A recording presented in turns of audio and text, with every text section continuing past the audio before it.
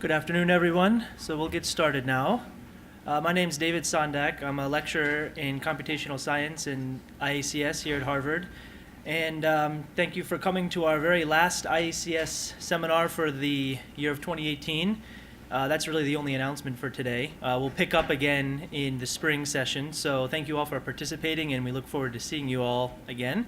But before we end, we have to introduce our final speaker, Julia Ling. She's the Director of Data Science at Citrine Informatics. She did a bachelor's at Princeton in physics, a PhD in mechanical engineering from Stanford University, and after that she was the Harry S. Truman Fellow at Sandia National Labs. Now that's about the time when I met Julia at various conferences, and at that time she was doing fluid mechanics just like I was, and then she's since switched to material science, as you see from the title of her talk. Maybe one day she'll come back to us in fluids, but for now, material science. So let's give a nice introduction, or welcome to Julia, and she's going to talk about machine learning for materials discovery.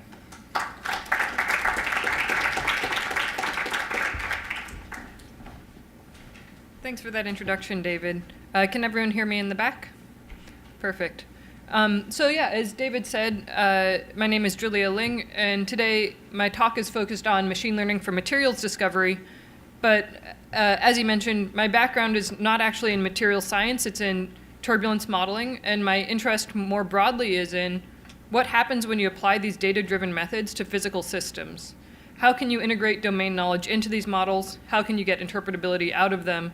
And so a lot of the lessons that we'll talk about, the lessons and the challenges from this work, are pretty broadly applicable to other applications in the physical sciences as well. Oh, and if people have questions, feel free to raise your hand and interrupt me at any point. So I'll just start by saying, why do we need machine learning for materials research and development?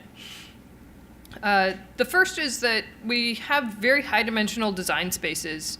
In a typical research materials development problem, you can think about looking over a very wide variety of different compositional spaces with different elements.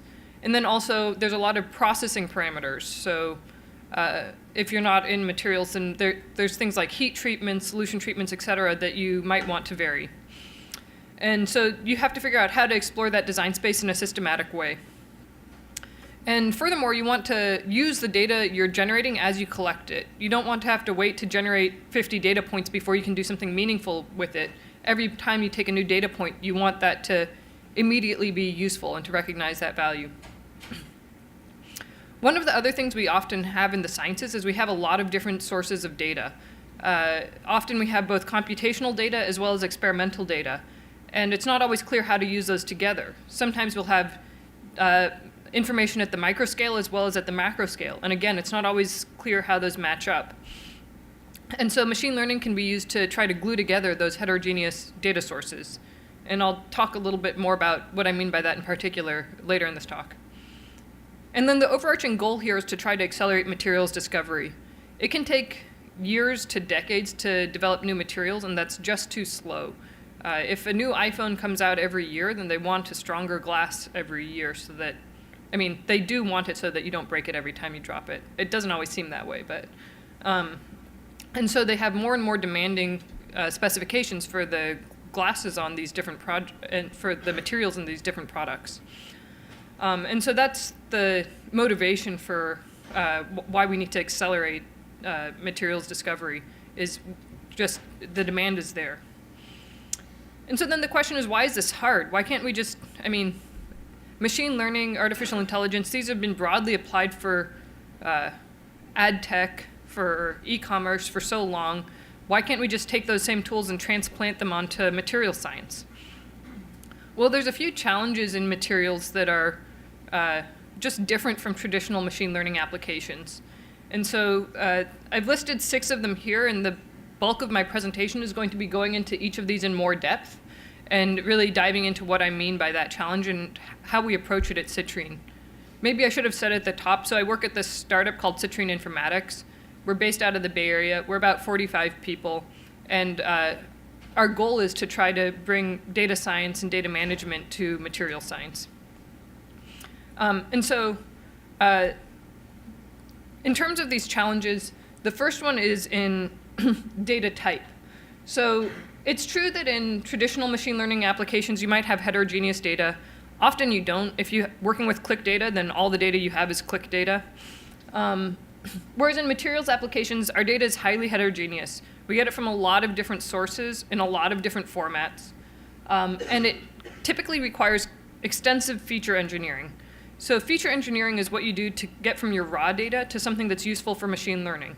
So if your raw data is an SEM image, then that might not be readily usable for machine learning without any kind of transformation. So the next one is data volume. In a lot of AI applications or machine learning applications, they're talking about millions or billions of data points. That's just not the case in materials science. Our data sets are small. Sometimes we're talking about 100 data points, sometimes less. You can't just throw big data at the problem in that case because you don't have it. It can cost tens of thousands of dollars to run a new experiment, so you're not getting it for free. The third challenge and opportunity is that you have established domain knowledge. We know physics and we can use that to our advantage. And then in terms of interpretability, the flip side of that is that we want to actually get some information back out of these machine learning models. We're scientists. We care about why they're making given predictions. We also really care about uncertainty quantification. If Netflix gives you a recommendation for a movie you don't like, it's not the end of the world. You can just pause it. But if you've already invested $10,000 in an experiment because you thought it was going to be great, but the model just really didn't know, then you've just lost that money. And then the last is the prediction task. We're not just trying to do simple pattern matching in many cases. So if you've trained a neural network to distinguish between photos of cats and dogs, then you've trained it on a lot of photos of cats and dogs, and then you just give it another photo of a cat or a dog. That's not what we're trying to do. We're typically trying to find materials that are better than anything in the training set, right? We're trying to extrapolate, and that's fundamentally a different goal. Okay, so I'm now going to dive into each of these different rows in a little bit more detail. You know I'm a data scientist because I organize everything into a table to begin with. So in terms of data type, as I said, this is highly heterogeneous. We've got all these different data sources, and not all of them, it's not always clear what to do with them. For example, I'm sure that many of you are being powered by caffeine right now. That's how you're making it through a PowerPoint. And but what do you do if this is the input to your machine learning model? How do you use that as an input? It's not a fixed length vector. But luckily, there's a lot of readily available libraries for things like molecular structure to transform this into fixed length vectors based off of number of aromatic bonds, things like that. So people have already taken their domain knowledge and started to bake it into open source libraries for how you can translate chemical formulas, organic molecular structures, et cetera, into features that are useful for machine learning. And that process is ongoing throughout the field. So there's a lot of active work on how to transform synthesis data into also fixed length vectors or something usable by machine learning. One of the ones I'm going to talk about a little bit more now is microstructural information. So for those of you who don't have a background in material science, material microstructure is looking at things like grain boundaries and defects, and those have a huge impact on the ultimate material performance. So if I just give you the composition of an aluminum alloy, that actually won't let you know what the strength of that aluminum alloy is. You have to also know the microstructure. And the microstructure is typically determined by the processing steps, so what heat treatments, et cetera, the alloy goes through. So if you talk about a specific aluminum alloy, you also typically give the temper, which was the heat treatments it went through. And so people usually measure the microstructure using something like a scanning electron microscope and SEM. And so they get out an SEM image, and then they want to say, what microstructure do I have? And this would be something where it'd be really useful if you could use machine learning to just automatically classify what microstructure you have, or if you could use these SEMs as an input to a machine learning model to help you predict an ultimate mechanical property. So it could say, you could say, here's the composition, here's the microstructural image, now help me predict what the tensile strength is going to be. In order to do that, you have to be able to use images as an input to your machine learning model. Luckily, there's been a huge amount of work in using images as inputs to machine learning models, specifically for convolutional neural networks. So convolutional neural networks are a type of neural network that were specialized to use images as inputs.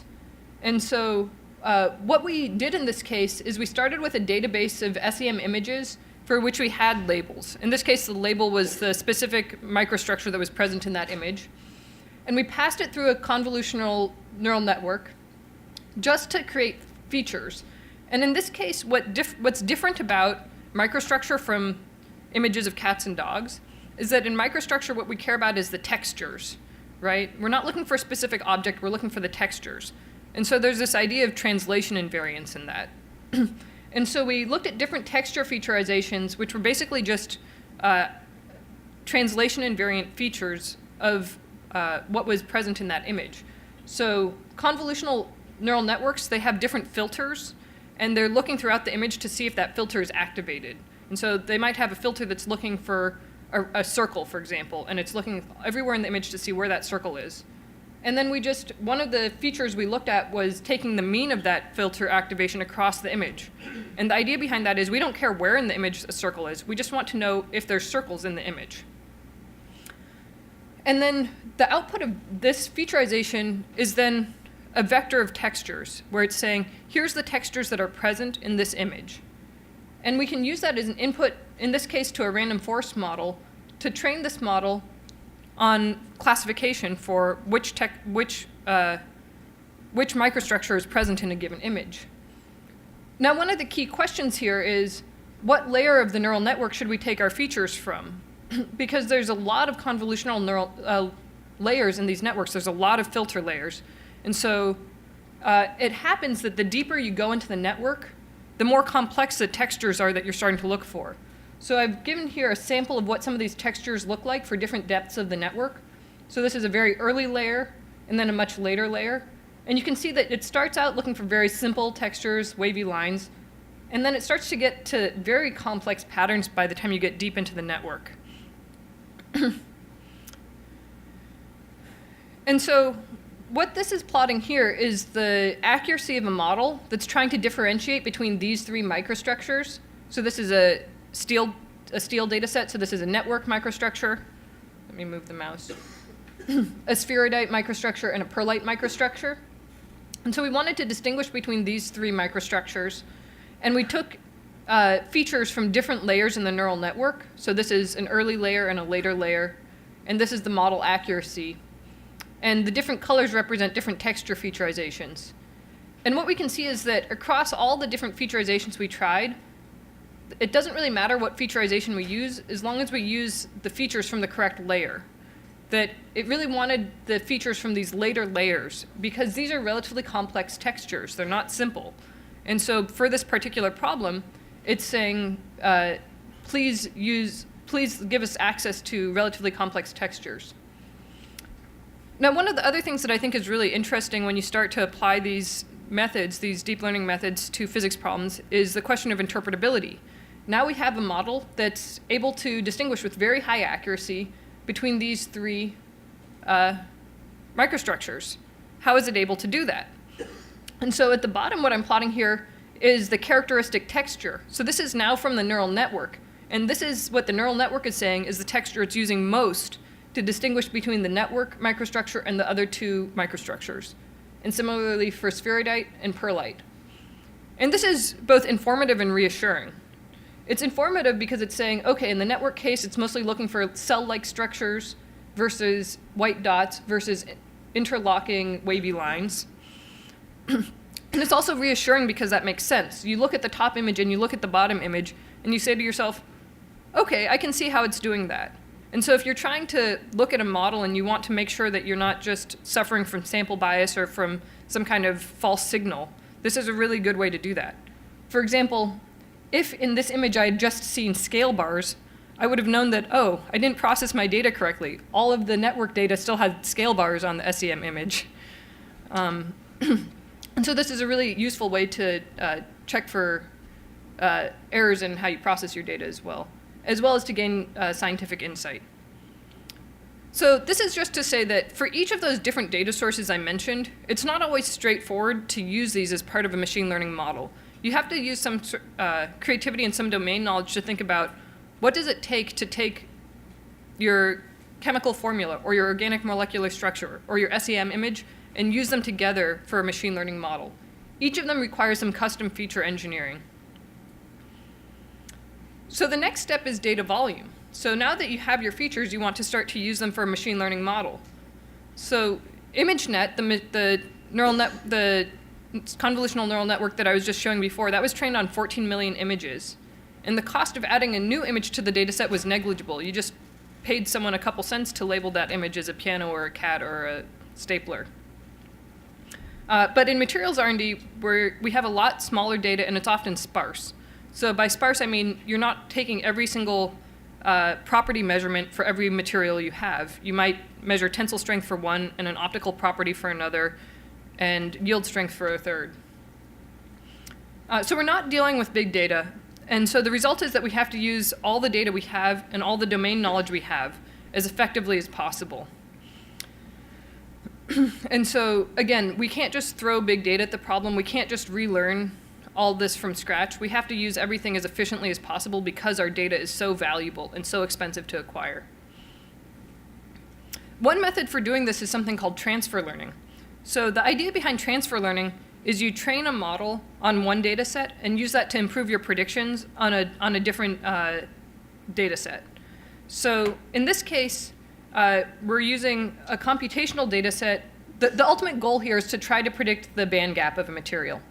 And so the most straightforward way to do that would just be to say, I'm going to use chemical formula as our input to our machine learning model, and then just train a machine learning model for the experimental band gap. One of the other things we could do, though, is we actually also have a huge trove of computational data through DFT. And for DFT, we have tens of thousands of data points, as opposed to about 1,000 total data points for experimental band gap. The problem is DFT is not that accurate in predicting band gap.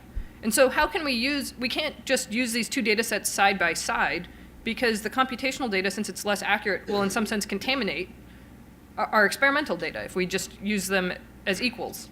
So what we do instead is we use this hierarchical approach, where we first train a machine learning model for the DFT band gap, and then use that as well as the chemical formula as an input to the model for the experimental band gap. That means that we get to leverage whatever predictions we have, whatever signal is in the DFT data, as an input to supplement the knowledge we have about the experimental data. And the plot on the right is showing the model error as a function of the training data, the amount of experimental data we have available. And the red line is if we use only this path on the left, we don't use the DFT data at all. And the black line is if we use this hierarchical model with transfer learning. And what we can see is that when we use this hierarchical approach, we consistently have lower model error, and that's most pronounced when we have the least experimental data available. And that makes sense, because the more we're constrained on the amount of data we have available from experiment, the more it's going to be useful to pull in other data sources. So that's just one example of how you can leverage heterogeneous data sources to try to improve your model quality. And this is also interesting because DFT data, there's been kind of a long-standing struggle in industry to figure out how to use all this computational data that's at the microscale, that's not measuring the thing you actually care about. And this is, in some sense, a way to work around that. You can say, I don't need DFT to always be exactly right, and I don't need it to always be measuring the thing that I care most about. I can use it because it has information. It has a correlation to the thing I care about. And so that's just a really valuable way of pulling in different data sources that are way cheaper to acquire. And that brings me directly to the next point here, which is how to use established domain knowledge. And so before I started at Citrine, I was applying machine learning to turbulence modeling. And in that case, it was really important to try to bake in things like conservation of momentum and Galilean invariance. And it turns out that if your model only conserves momentum, I touched something. If your model only conserves momentum 99%, that might be good machine learning accuracy. That's a really bad CFD model. And so this is one of those things that you want to get exactly right. And so that's to the first point here. When you apply machine learning to a physics problem, you want the physics to be obeyed. You don't want nonsense predictions.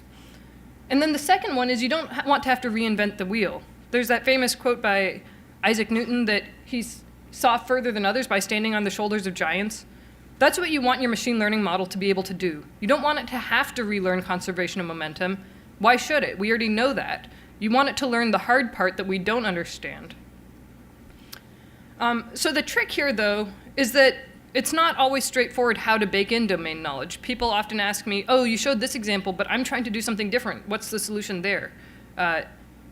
There's a lot of different types of domain knowledge. Sometimes there's known correlations. So for example, tensile strength and yield strength are obviously correlated. There's also known analytical relations. You might know that a given chemical process follows an Arrhenius relation.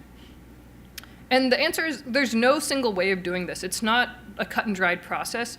Creativity is required. This is actually the fun part of applying machine learning to a physics problem, is figuring out the most effective way to bake in your domain knowledge. And so I'll give a couple examples to show you a couple of the different approaches we've taken towards this. But these are just to show you that you can take a lot of different approaches, and there can be a lot of different ways to look at this. So the first example I'll look at is band gap in color. So we know that the band gap of a material is correlated to the color, but we don't know an exact relationship. We don't know an exact analytical relationship between band gap and color. So what we can do here is very similar to what I was discussing before with the DFT data. We can use a transfer learning approach. We can say we have a lot more data for band gap, and our model for color has lower quality. So let's build this hierarchical model that first predicts band gap and uses that as an input to our model for color. That not only gives us higher accuracy for our color model, but it also improves the correlation, the predicted correlation between those, because when I'm making my prediction for color, I already know what prediction I made for band gap. And so we're giving the machine learning model just the information it needs to preserve that correlation. This can get a lot more complex. So this was a case where we were looking at ionic conductors. And in this case, we had some computational data, we had some experimental data, and we also had a known analytical relation. We knew that the ionic conductivity had an Arrhenius type relationship with temperature. And so in this case, in light blue are the different inputs we had, in red are the different machine learning models, in green is the computational data, and then in the end we predicted not the final ionic conductivity, but the activation energy in this coefficient, and then combine those through an analytical relation to get the final log conductivity. And what that allowed us to do is it allowed us to come up with a model for the conductivity with a lot less data at different temperatures, right? We didn't have to have data at all the different temperatures in order to know it would follow an exponential, because we already knew that. And so that it just reduced the amount of data we had to have available in order to have a well-fitting model. And so then the last part here is, okay, we now have a model that's performing well, it's obeying our known physics. How can we interpret its predictions? What can we get out of this model? And so why is interpretability even important? Well, as I mentioned earlier, it can be useful for debugging a model. It also is really useful for building confidence for the model in regions of interest. So before you go out and perform that $10,000 experiment, you might want to have some understanding of why that prediction was made so that you can build confidence that it was made for the right reasons. Furthermore, and this is the most compelling one for me, is it can help you build scientific understanding. When I was working in turbulence modeling, we started to come up with models that were more accurate than the theoretical analytical models that people had been using for decades. And the question is then, okay, if we're starting to come up with models that are better than what the best experts had been thinking about for years, what did the models know that we didn't know? What can we learn from these models? And so I think it's really important that we approach these with a little bit of humility and admit that we're able to learn something from the data that we didn't just think of ourselves, that maybe the machine learning models were able to come up with.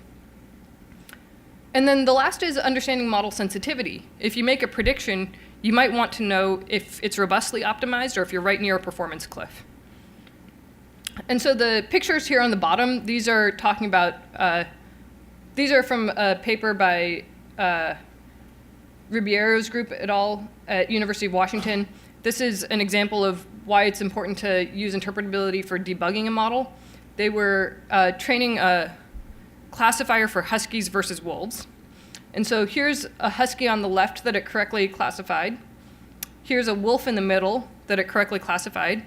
And then on the right is a husky that it got wrong.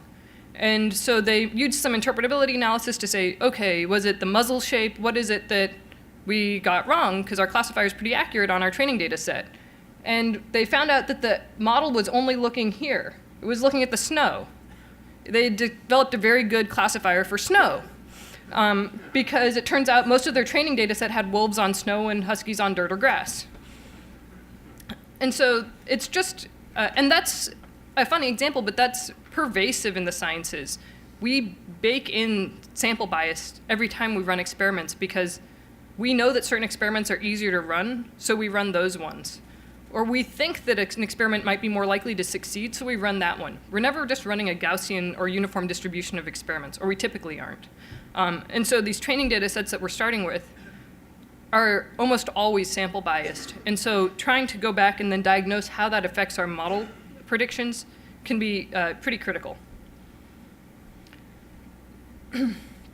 And so I'll give an example now in particular from materials. And so say we're trying to design a new aluminum alloy with very high corrosion resistance. And we make a prediction for a given alloy, and our model predicts that it has good corrosion resistance, and then we want to understand why. So what I'm plotting here on the y-axis is the predicted corrosion resistance. It's on a scale of 1 to 5, where 5 is the best. So right now I'm predicting about 3.75, which is very good. And on the x-axis is the magnesium content. And so in this particular visualization, what I've done is I've said in the red dot is the magnesium content of the particular alloy that I'm looking at. And I've just done a sensitivity analysis where I varied that magnesium content and left everything else constant. And of course that's artificial because, first of all the percentages should add up to 1, right? And I'm not doing that. I'm keeping everything else constant and just varying magnesium fraction.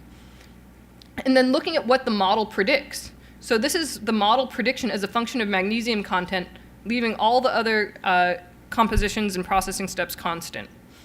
And so what you can see is that it's saying as magnesium content increases, the corrosion resistance increases pretty sharply. On the right, I'm doing the same thing with copper fraction.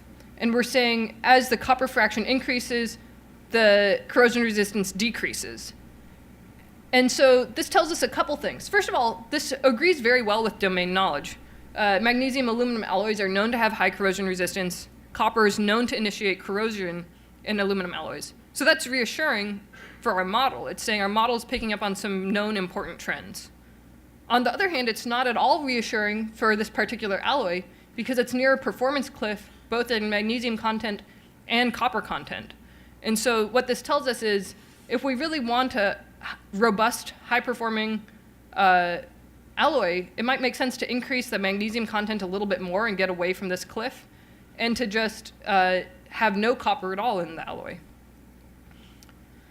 So this is just one sort of case study in how you can use this kind of interpretability analysis, which is relatively straightforward to perform, to get a lot of insight into how your model is making its predictions.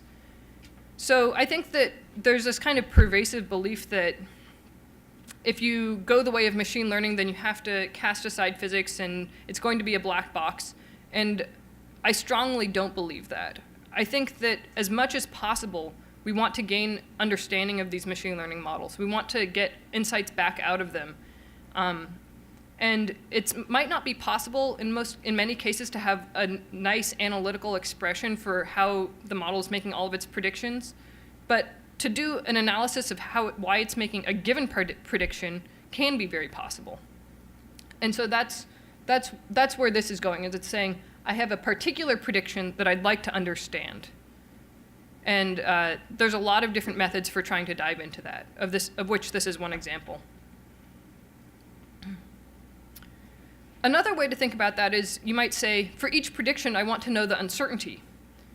And one of the conventional ways for looking at uncertainty quantification for machine learning models is something like cross-validation error. You train the model on one set of data and then look at the error on a different set of data. Now, the problem is that gives you the same uncertainty for any kind of prediction you make, right? You have a model uncertainty. You don't have a prediction uncertainty. You'll have standard error bars on any prediction that model makes. But if I have this training data and I look at a test point within that training data, it's going to have a very different uncertainty than at this point out here, right? What we want is we want heteroscedastic uncertainty estimates that vary from prediction point to prediction point. And so our approach to this at Citrine is using the infinitesimal jackknife approach. The basic idea behind the infinitesimal jackknife is it looks at how sensitive the model prediction is to the specific points included in the training data set. For those of you who enjoy equations, this is what that looks like. In particular, for a random forest, it's saying, what's the covariance between the number of times a point is in the training data set and the prediction of that given tree? And it sums that over all the points in the training data set. So it's basically saying, if this point is or is not included in the training data set, how much does that affect the prediction here? And that's really important because, as I said earlier, our prediction task is extrapolation. And so we want to have a really good sense of how confident our model is at different points. We don't just want a uniform uncertainty estimate for all points. So we're trying to find this material with a higher performance than anything in the training data set. And our approach to that is a workflow called sequential learning. So this is an approach, it has a lot of different names. I've also heard it called active learning. The basic idea is that we train a machine learning model. We then have that machine learning model suggest an experiment to perform, and then add that new data back into the training data set and retrain the machine learning model. And so it's this iterative approach. And so the idea here is that you don't expect to find the miracle material in one shot. You have to keep iterating, right? This isn't a silver bullet. This is just a way to use your data as you collect it as effectively as possible. So then a key question there is, okay, you said to use the machine learning model to suggest an experiment to perform. What does that mean? How is the machine learning model suggesting an experiment? So in this case, we pair the machine learning model with an optimization routine to perform that inverse design optimization. And the experiments are chosen based off of a combination of the model prediction and the uncertainty. Now, who thinks we should choose experiments that have lower uncertainty? Nobody? Some people? How about higher uncertainty? Yeah, and so the answer is it depends. We had low participation in that poll, by the way. But the answer is it depends. If you have to find the next material in exactly one iteration, then you would probably say, I'm going to choose the material with the highest predicted performance with the lowest uncertainty, because I want to be sure that it's good. But if you say, I'm going to perform 100 experiments, this is an iterative process, then for your early experiments, you might want to choose candidates with very high uncertainty because they'll teach your model a lot, right? There's very high information content in performing those experiments. And so the specific technique we use is called maximizing the likelihood of improvement. So if we have a given prediction that says the mean prediction value for this candidate is here, and it has a given uncertainty, and this is the best value in our training data set, then the integral under the curve above that threshold is the likelihood that that candidate is an improvement over the best thing in our training data set. And so by trying to maximize this likelihood of improvement, we're doing a little bit of a balance between trying to have candidates with high predicted performance, but also high enough uncertainty that it lets us explore a design space. And so the idea here is that it lets you systematically explore these extrapolatory design spaces. It's saying, even though we don't necessarily have very good model predictions in this area, we at least have some sense of how much we don't know about that area. And that lets us guide where we should try our next experiment. And so to look at some of the results from this, this is in a case where, an example from ferromagnetics where we're trying to find material with very high Curie temperature. And in blue is plotted the highest Curie temperature in our data set if we use machine learning, if we use the sequential learning approach to guide which experiment to try next. And in green is a benchmark where we just used a random selection of which candidate to try next. And what we can see is that if we use machine learning to guide which experiment to perform next, then we find higher temperature, higher Curie temperatures much faster. So it lets us find these high performance candidates much faster than the benchmark. That being said, it's not a one-shot stop. It's iterative, right? On the first iteration, you don't find this high-performance material. You find it around 15 iterations in is where the machine learning model has now explored enough of the design space to start to find high-performing candidates. Importantly, the model also gets better faster with this approach because, as I said, it's trying these high-uncertainty candidates. And so this is the model error versus iteration. And you can see that this machine learning-guided approach is decreasing the model error much faster than if you just choose random candidates, because it's looking at those high uncertainty candidates and purposefully going after them to try to learn those areas. So one of the things we're working on right now, and this is an area of ongoing research for us, is trying to look at the factors that affect sequential learning success.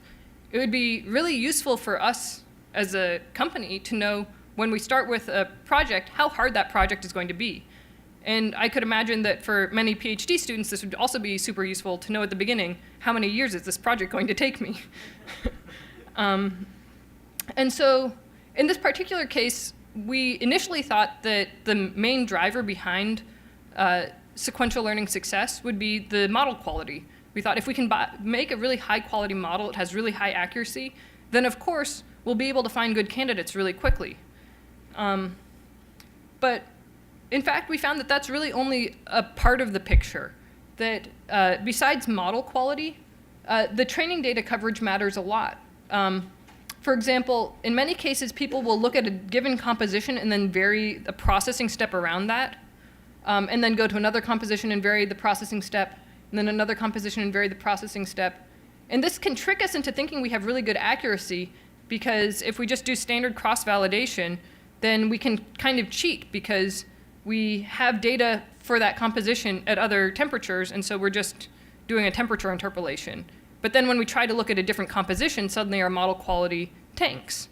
And so looking at the training data coverage is really important for determining how well sequential learning is going to work if we're trying to look at new compositions. And then similarly, the design space quality also is really important. If you have no good candidates in your design space, it doesn't matter how good your model is, you're never going to find a better candidate. Furthermore, if you have, you can imagine that if you have to extrapolate to find a good candidate, then that's a significantly harder problem than if there's a good candidate near other existing good candidates. So this is kind of like the example from superconductors. If there's other good candidates in a family of known high temperature superconductors, then that's much easier to find than trying to find a whole new family of high temperature superconductors. In terms of taking a step back then for the key takeaways for this talk, I think I've framed each of these in terms of material science, but each of these is much more broadly applicable.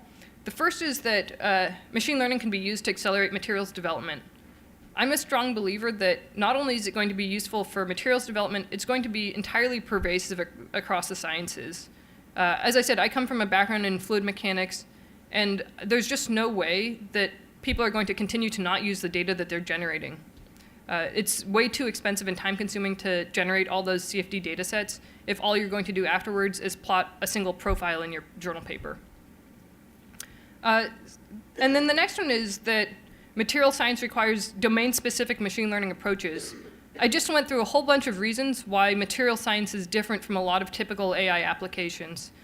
There's so many different areas where you can bake in domain knowledge at the featurization step, at the algorithmic step in how you structure those graphs for your transfer learning. And so Andrew Ng, who's a very famous person from machine learning, made a strong statement in support of saying domain-specific machine learning is the way things are going. You can't just use sklearn in a scalable way across material science without baking in domain knowledge.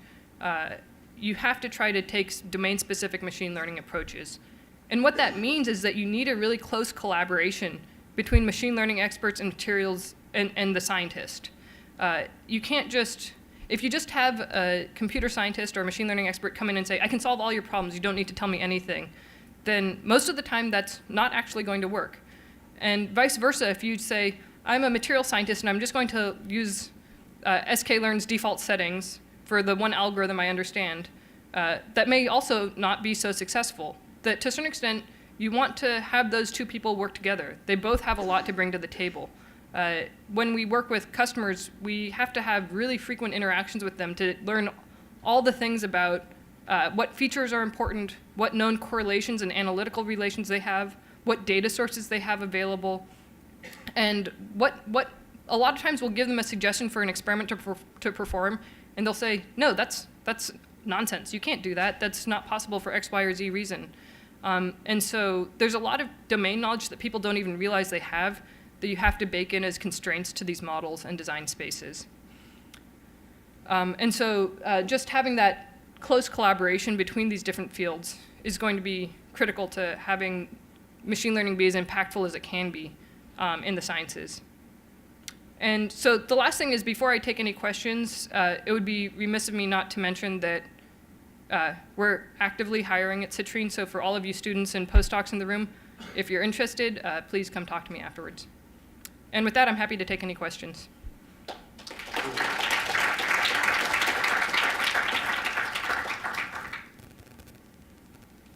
Yes? Thanks for the talk. How were the weights in the convolutional neural network trained for the image?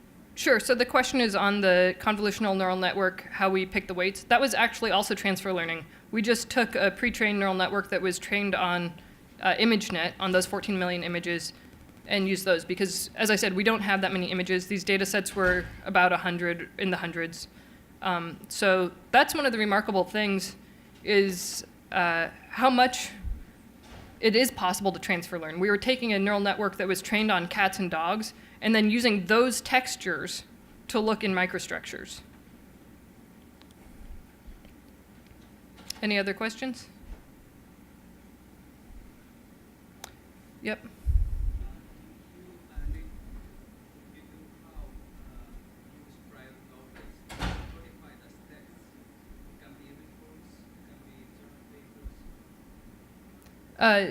Is the question how we use machine learning to interpret text? So we don't currently use natural language processing to interpret text as input to our machine learning models. That's obviously an area of very active research in a lot of institutions, but we haven't found it to be reliable enough yet for our purposes. It's just really easy for those algorithms to not totally understand the sentence structure in a journal paper. Or for a person not to also, but.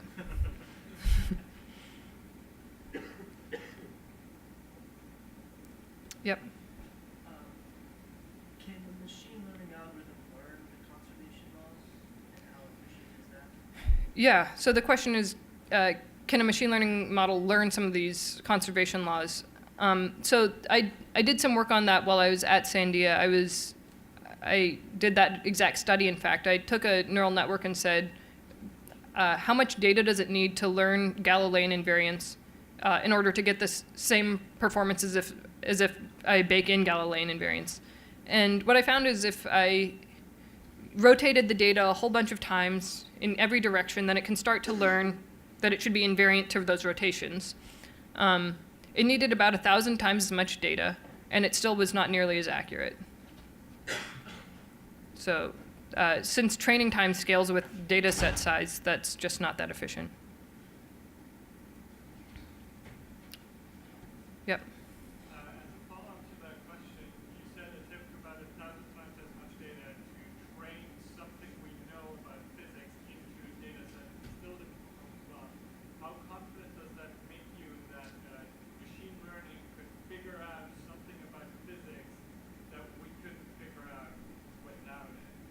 it makes me very confident. We have conservation of momentum. It doesn't have to figure that out. But there's a lot of things for which we don't have good physical models, but which we do have good data for, like corrosion. It's incredibly complex to try to model that from a physics standpoint, but we have a huge number of data sets on things like that. Why can't we, there's just no, it's just not possible that there isn't information in that data, right? Yeah. You mentioned that the data diversity is very important for evolutionary learning. So is that in a way that shall we purposely perform bad or not so desirable experiments so that we can cover this on a Yeah, so the question is, should we perform bad experiments? I don't think we have to do it on purpose. I think we, frankly, probably get enough negative results without trying. But the flip side is we don't publish them, right? Because those are stigmatized, they aren't in the literature, and we can't use them in our models. So we definitely, as a community, need to get a lot better about publishing all of our data, not just the high performer. Yeah. How important is explaining the machine learning models explaining what is driving some. Yeah, so the question is on interpretable or explainable machine learning. As I said, I'm a huge proponent of interpretability. My basic philosophy, coming from a physics background, my basic interest is how can we learn from these models? How can we embed the knowledge we know into them? And how can we get that information back out? And from my experience, the more domain knowledge you bake into these models, the more information you can get back out of them. Maybe a kind of basic example of that is convolutional neural networks. Those have a structure baked into them, right? They're not just a densely connected neural network. They have these convolutional filters. And the reason they have those is because they're specifically built to process image data, so they know that pixels that are near each other are related to each other. There's a sense of locality that's baked into convolutional neural networks. And the result of that is that we can then look at those filters to say which filters are activated, which filters are important for a given model. So because we put some kind of constraint into our model, that means we can get some kind of interpretability back out of it.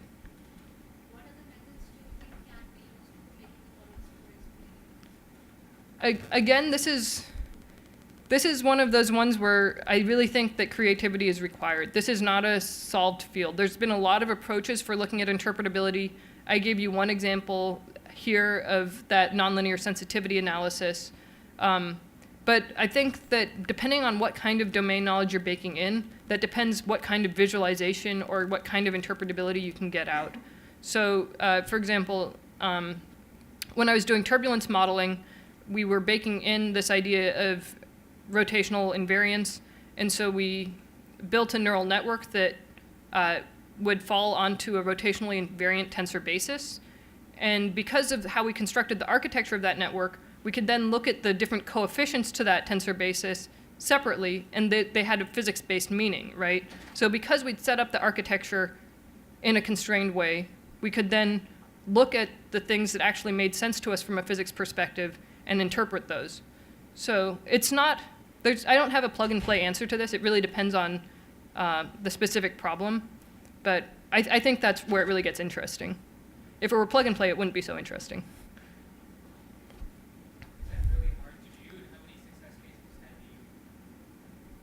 I would say, I mean, it depends on the problem, how easy or hard it is. So I gave a couple examples here of how to bake in different types of domain knowledge. If you have two features that you know two properties that you know are correlated, then you can just always use that approach, and it's very simple, right?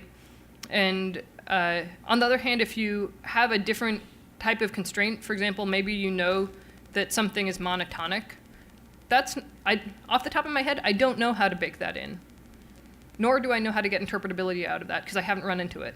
So if you have new types of constraints or new types of domain knowledge, then it's not easy to do it the first time.